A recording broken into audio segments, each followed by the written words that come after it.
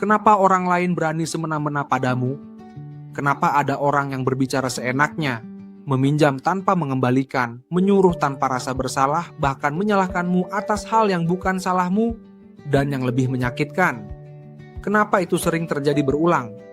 Banyak orang berpikir jawabannya sederhana, karena mereka jahat. Tapi kenyataannya tidak sesederhana itu. Seringkali orang berani bersikap semena-mena bukan hanya karena karakter mereka, tetapi karena mereka melihat sesuatu pada dirimu. Mereka melihat batas yang longgar. Mereka melihat toleransi yang terlalu luas. Mereka melihat bahwa kamu jarang melawan. Tanpa sadar, kamu sedang mengirim sinyal psikologis. Dalam interaksi sosial, manusia terus membaca respon satu sama lain. Setiap kali seseorang melewati batas kecil dan tidak ada konsekuensi, otaknya belajar. Ini aman. Lalu ia mencoba lagi. Sedikit lebih jauh, sedikit lebih berani. Dan jika tetap tidak ada reaksi tegas, perilaku itu menjadi pola. Orang tidak selalu menguji batas dengan niat jahat.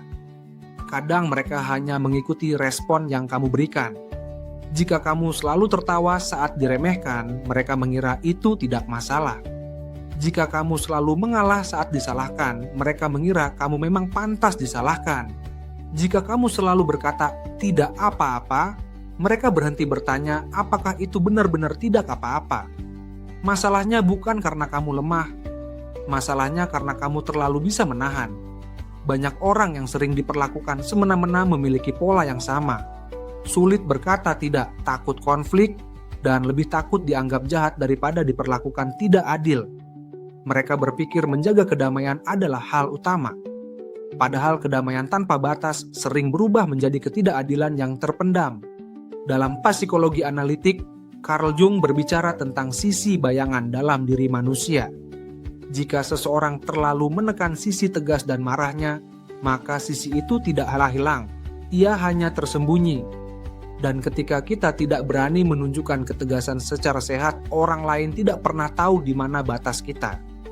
Bayangkan seseorang di tempat kerja yang selalu menerima tugas tambahan. Awalnya karena ingin membantu, lama-lama karena tidak enak menolak. Akhirnya, setiap proyek sulit selalu jatuh kepadanya. Bukan karena dia paling mampu, tapi karena dia paling tidak protes, atau dalam hubungan pertemanan. Ada satu orang yang selalu menjemput, selalu membayar dulu, selalu mengalah soal waktu. Ketika suatu hari ia tidak bisa, teman-temannya berkata, "Kok sekarang pelit?"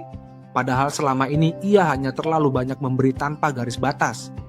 Orang berani semena-mena ketika mereka merasa aman dari konsekuensi. Dan konsekuensi bukan berarti marah besar atau memutus hubungan. Konsekuensi bisa sesederhana ekspresi tegas, nada yang berubah serius, atau satu kalimat, "Saya tidak nyaman diperlakukan seperti itu." Yang sering terjadi adalah ini. Kamu berharap orang lain mengerti tanpa kamu harus berbicara. Tapi manusia bukan pembaca pikiran. Jika kamu tidak pernah menunjukkan bahwa sesuatu melukai, mereka menganggap itu tidak melukai.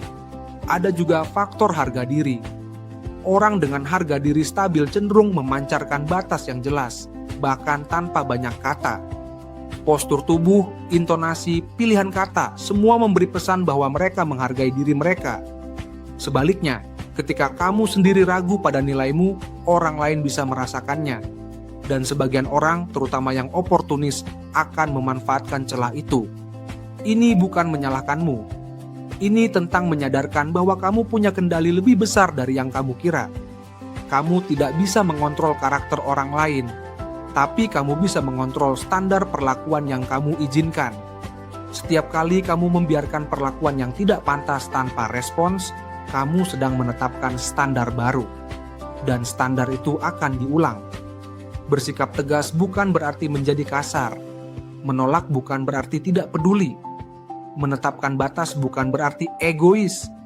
Justru orang yang menghargaimu akan menyesuaikan diri ketika kamu menunjukkan batas. Yang menjauh setelah kamu tegas, mungkin sejak awal mereka hanya nyaman karena kamu tidak pernah melawan. Jadi, jika selama ini kamu merasa sering diperlakukan semena-mena, mungkin pertanyaannya bukan hanya kenapa mereka seperti itu, tapi juga batas seperti apa yang sudah atau belum aku tunjukkan. Karena dunia memperlakukanmu bukan hanya berdasarkan siapa mereka, tetapi juga berdasarkan apa yang kamu izinkan.